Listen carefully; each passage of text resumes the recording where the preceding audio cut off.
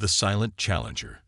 The Galactic Military Academy of Vorxus Prime was renowned across 17 star systems for producing the finest tactical commanders in the Alliance. Its imposing obsidian spires jutted from the planet's surface like the teeth of some ancient predator, a fitting symbol for an institution that prided itself on breeding warriors who could outthink, outfight, and outlast any enemy. Commander Drex Thalcon stood at the viewport of the observation deck, his forearms crossed in various postures of contemplation and irritation as he watched the new cadets arrive. His exoskeletal plates clicked softly as he shifted his weight, copper-colored eyes narrowing at the sight of the transport shuttle touching down in the landing bay. "The human arrives today," stated Admiral Vross, her translucent fins rippling with barely contained disdain as she joined him at the viewport. "A political necessity, nothing more," Drex replied, mandibles twitching. The Terran Confederation's admission to the Alliance warranted a token gesture, one human cadet to satisfy diplomatic requirements. "I've reviewed her file," Vross said, sliding a crystalline data tablet toward Drex. Wei Chen, 26 Terran cycles, former tactical specialist with their Earth Defense Force, unremarkable by Alliance standards. Drex scanned the data, pausing on the psychological assessment. Interesting. Their psychologists note an unusual calm under pressure and tendency toward creative problem-solving. Typical human self-aggrandizement. The shuttle's ramp descended with a hiss of hydraulics, and cadets from 12 different species began disembarking. Even from this distance, the human was easy to spot, smaller than most, lacking kidon, scales, or tentacles, and moving with a fluid grace that seemed almost delicate compared to the thunderous steps of the Moraki cadets or the undulating precision of the Threx. Wei Chen walked without hesitation, her dark hair pulled back tightly, Regulation Academy uniform looking almost comically oversized on her frame.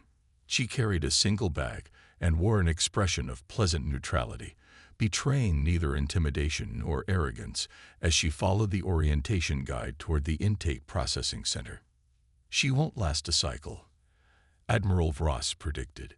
"Humans lack the physical resilience of the Gorn, the telepathic advantages of the Saphiri, or the technological integration of the Mechborn. Their only evolutionary advantage was their aggression, and we've evolved beyond the need for such primitive traits." Drex's mandibles clicked in agreement, but a small part of him, the part that had survived 3 border wars and countless battles, wondered if there might be something more to these humans than the Alliance's scientific assessment suggested. Perhaps, he mused aloud, we should accelerate her education. The Extinction Protocol simulation is scheduled for 3rd years next week. Why not include our human guest? Admiral Vross's fins flared in surprise before settling into an amused pattern. The simulation that broke 8 Moraki warriors last cycle. The one where even Vextal, the Academy champion, barely survived with severe psychological trauma. "The very same," Drex confirmed. "If we're to have a human among our ranks, we should know early whether they possess any hidden qualities." "It would be instructive," Vross agreed, her mouth parts forming the approximation of a smile. "I'll authorize it immediately." The betting pool on survival time should be quite lucrative. 3 days later, Wei Chen stood in the preparation chamber outside the simulation arena, dwarfed by the imposing presence of First Instructor Kvex, a mountain of armored scales and barely contained aggression. "Human Cadet Chen," Kvex rumbled, "you have been selected for advanced assessment. The Extinction Protocol is our most rigorous combat simulation. No first-year cadet has ever completed it. Most 3rd years fail.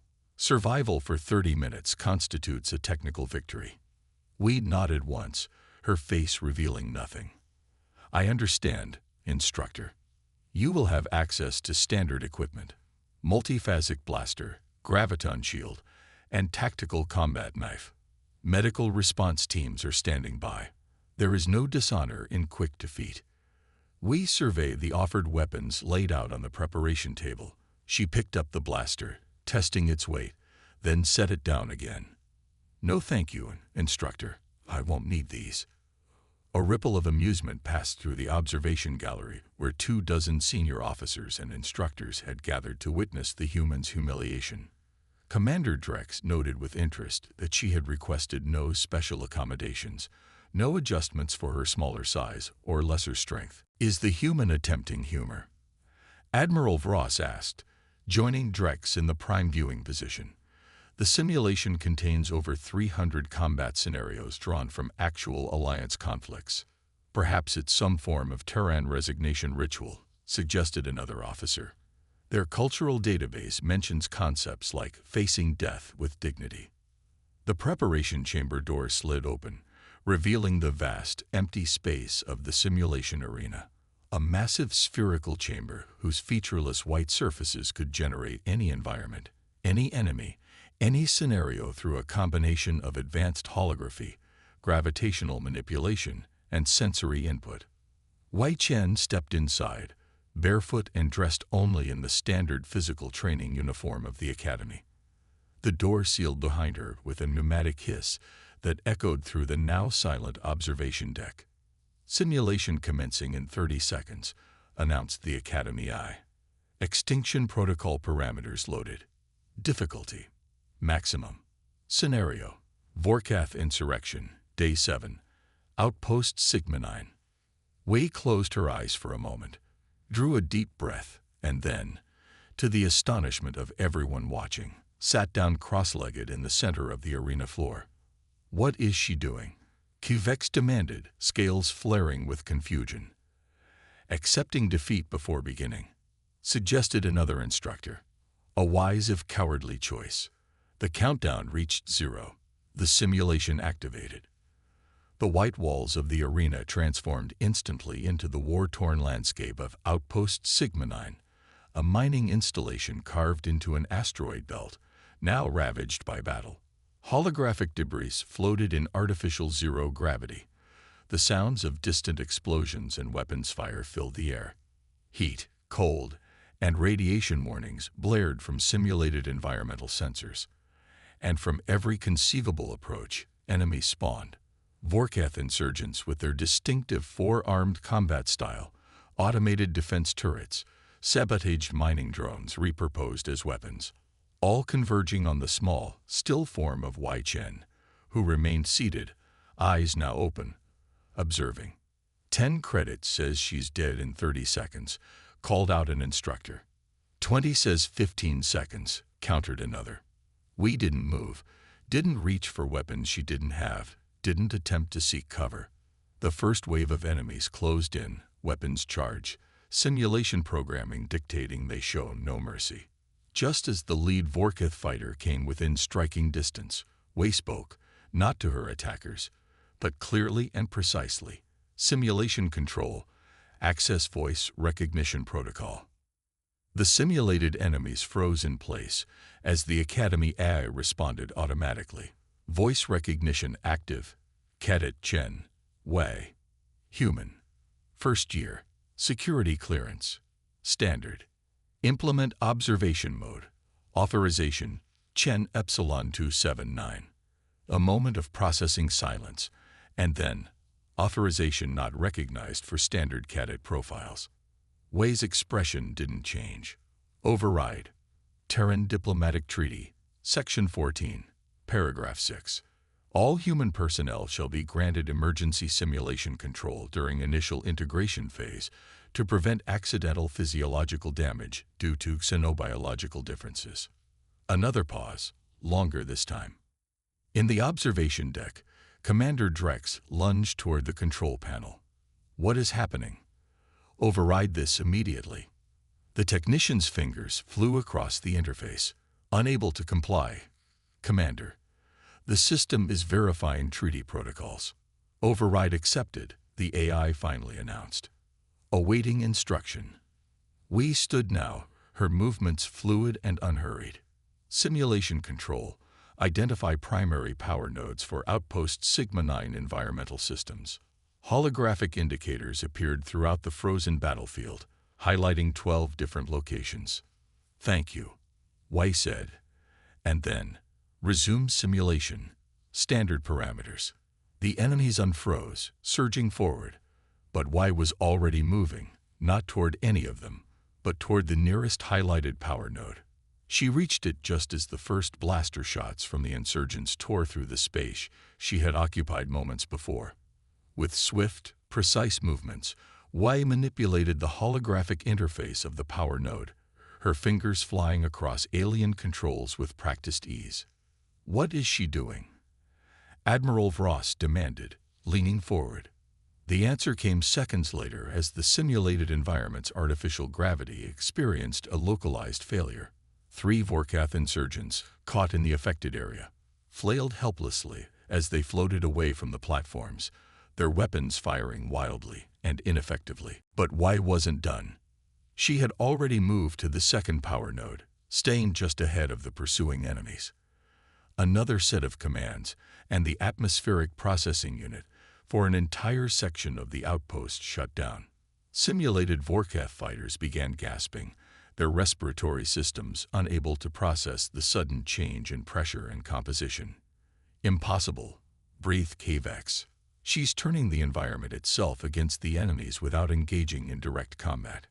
"This isn't the purpose of the simulation," Drex snarled. "She was meant to demonstrate combat capabilities." Wei continued her systematic approach, moving from node to node, always staying just ahead of her pursuers, using the outpost's own systems against them. Life support failures, radiation containment breaches, emergency bulkheads slamming shut to separate enemy forces, all executed with a precision that suggested intimate familiarity with the outpost's design. 2 minutes have elapsed, announced the AI. Casualty assessment. Simulation enemies neutralized, 62%. Cadet injuries, none. The observation deck had fallen completely silent now, the initial amusement replaced by bewilderment, and from some, a reluctant admiration. "This isn't possible," Admiral Vross finally said. "No Cadet has the security clearance to access those environmental controls. And certainly no human could understand Vorkath outpost design well enough to." "Check her file again," Drex interrupted, a suspicion forming. "Her complete file." A technician brought up the data, but this time navigated past the basic information to the classified sections that required higher clearance. What they found caused even Cavex's scales to pale. "Wei Chen, Earth Defense Force, Special Tactical Division." The technician read aloud. "Specialization: Environmental Systems Warfare. Deployed during the Proxima Centauri mining conflict as a consultant to the Vorkath Cooperative Defense Initiative." Drex's mandibles clicked rapidly. She helped design the security protocols for the very outpost we're simulating. On the simulation floor, Y had reached the central control node. With a few final commands, she triggered the outpost's complete emergency shutdown protocol. Every remaining enemy froze as life support shifted to minimum preservation mode. "Simulation complete," announced the AI. Time elapsed, 121 seconds. All hostile entities neutralized or contained. Cadet injuries, none. Weapons discharged by Cadet, none. Wei Chen stood in the center of the deactivated holographic battlefield, her expression still pleasantly neutral as she looked up toward the observation deck. "Permission to be dismissed, instructors," she called out, her voice carrying clearly through the stunned silence. Victory in silence. The Academy's grand dining hall, typically alive with the cacophony of 12 different species eating, arguing, and socializing, fell unusually quiet as Wei Chen entered. 3 days had passed since her unprecedented performance in the Extinction Protocol simulation, and the ripples of that event continued to spread throughout the institution. Wei selected her meal, specially prepared to meet human nutritional requirements, and walked calmly to an empty table, seemingly oblivious to the hundreds of compound eyes, optical sensors, and sensory appendages tracking her movement. "The human sits alone again," observed Cadet Threxval, his crystalline exoskeleton reflecting prismatic light across the table where he sat with 5 other elite cadets. "Perhaps she believes herself too superior for our company." "Or perhaps," replied Mirakosh, her telepathic voice resonating directly in their minds. She grows tired of being treated as either a curiosity or an interloper. Across the hall, Commander Drex Thulkan entered through the officer's doorway, his stride purposeful as he approached Wei's isolated position. The buzz of conversation diminished further as Cadet strained to listen. Cadet Chen, Drex addressed her formally, remaining standing. The Academy Review Board has completed its assessment of your simulation performance. Wei set down her utensil and looked up, meeting his copper gaze directly, a breach of etiquette that would have earned any other first-year a reprimand. Yes, Commander. Your methods were unorthodox. Some argued you circumvented the true purpose of the exercise by avoiding direct combat. The objective was survival, sir, Wei replied evenly. The parameters defined victory as neutralizing all hostiles or remaining alive for 30 minutes. I accomplished the first goal in just over 2 minutes. Drex's mandibles clicked once, what a human might recognize as a suppressed sigh. Indeed, the board has ruled your performance valid. However, questions remain about your prior experience with Vorkath Outpost systems. My file is complete and was available prior to my selection for the simulation, Wei said, a hint of challenge in her otherwise respectful tone. If certain sections were not reviewed, that would seem an oversight of Academy procedure, not a failure of disclosure on my part. Around the dining hall, dozens of cadets exchanged glances, impressed by the human's boldness. Drex, to his credit, did not bristle at the implied criticism. Your assessment is fair, Cadet, he acknowledged. Nevertheless, the board has determined that a more comprehensive evaluation is required. You will report to Simulation Arena 3 tomorrow at 600 hours for a custom scenario. We nodded once. Understood, Commander. Will this scenario also prohibit standard equipment? A ripple of amusement passed through the listening cadets. Drex's mandibles clicked again, this time in what might have been appreciation for her subtle humor. Standard equipment will be provided and is recommended, he replied. This scenario has been specifically designed with human capabilities in mind. After Drex departed, the usual dining hall noise gradually resumed, but with a new undercurrent of speculation. At the elite cadets' table, Threxval's crystalline plates vibrated with contempt. Another chance to humiliate herself, he declared. The commanders will ensure no environmental manipulation is possible this time. Mirakosh's telepathic voice carried a note of uncertainty. I attempted to read her emotions when the commander spoke of the new simulation. There was nothing. No fear, no anxiety, not even confidence. Just calm. Humans lack the neurological complexity for proper emotional regulation. Threxval dismissed. What you perceived as calm was likely simplified processing, the basic functioning of a primitive species.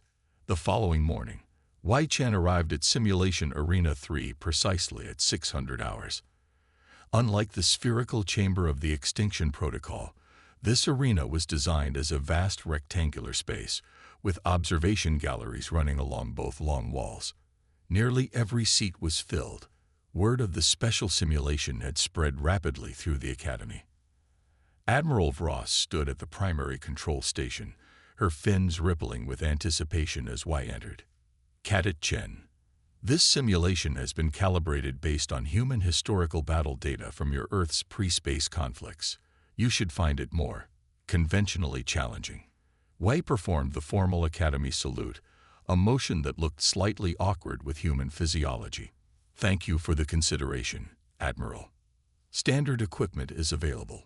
Vross continued, gesturing to a weapons rack that had been modified for human proportions. The simulation objective remains the same. Neutralize all hostile entities or survive for 30 minutes. Wei approached the rack, examining the offerings, a multiphasic blaster calibrated for human grip, a graviton shield generator, and various tactical implements. After a moment's consideration, she selected only the shield generator, securing it to her wrist. A murmur ran through the observation galleries. Taking only defensive equipment was unusual but not unprecedented. Some species relied primarily on natural weapons or specialized training rather than technology. Simulation commencing in 30 seconds, announced the Academy I. Scenario: Earth historical conflict.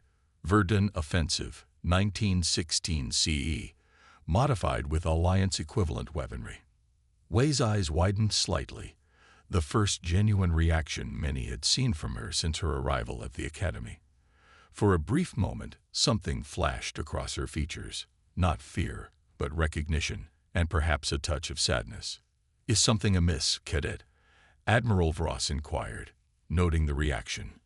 "No, Admiral," Wei replied, composure quickly restored. "I'm familiar with the historical reference. My great-great-grandfather died at Verdun."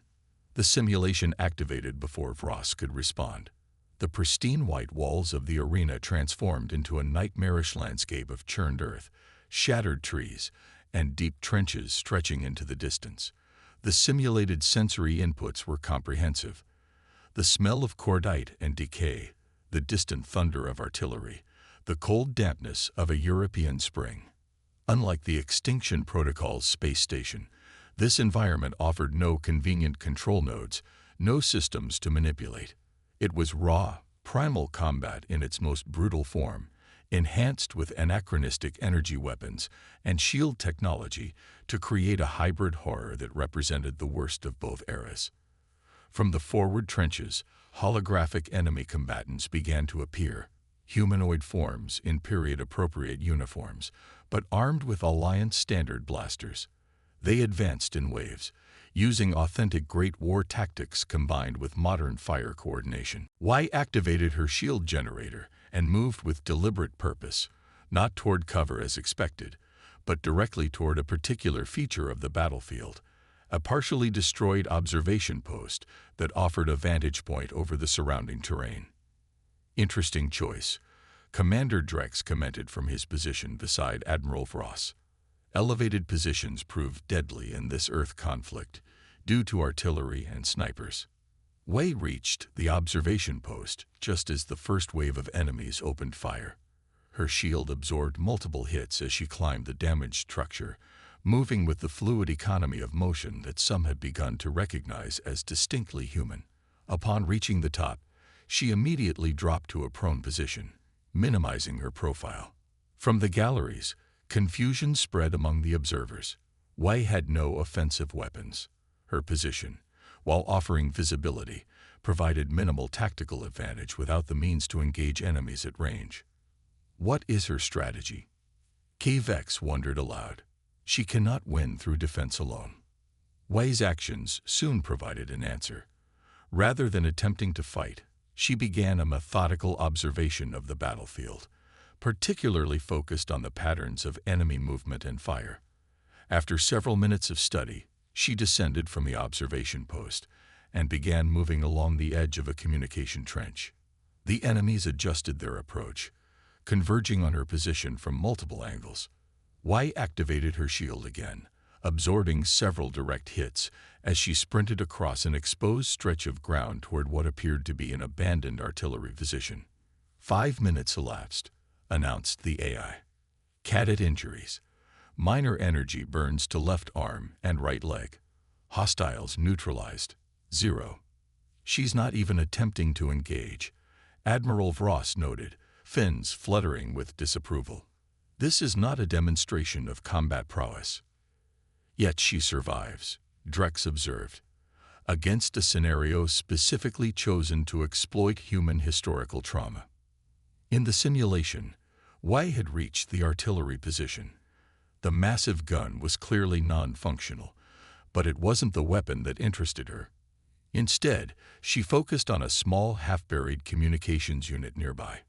Kneeling beside it, she began to manipulate its controls. What is she accessing? Voss demanded of the technicians.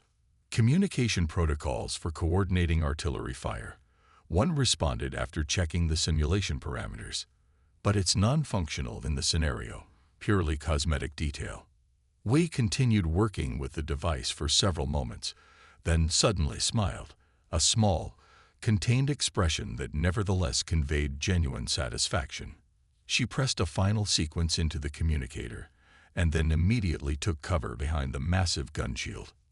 Seconds later, the simulated sky erupted with incoming artillery fire, not from the enemy direction, but from behind Wei's position, falling with devastating accuracy on the advancing hostile forces.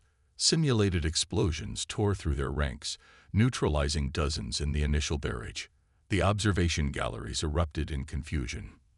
"That's impossible," Vex exclaimed. The artillery support was not programmed as functional. The technician's fingers flew across the control panel. She didn't activate the artillery itself, Commander. She found a buffer overflow vulnerability in the simulation's communication protocols and manually inserted new targeting parameters into the environmental rendering engine. In simple terms, Drex demanded. "She hacked the simulation, sir," the technician explained. "Not by breaking its fundamental rules, but by exploiting a vulnerability in how the scenario was constructed, using the communication device as an entry point to rewrite certain elements of the battlefield."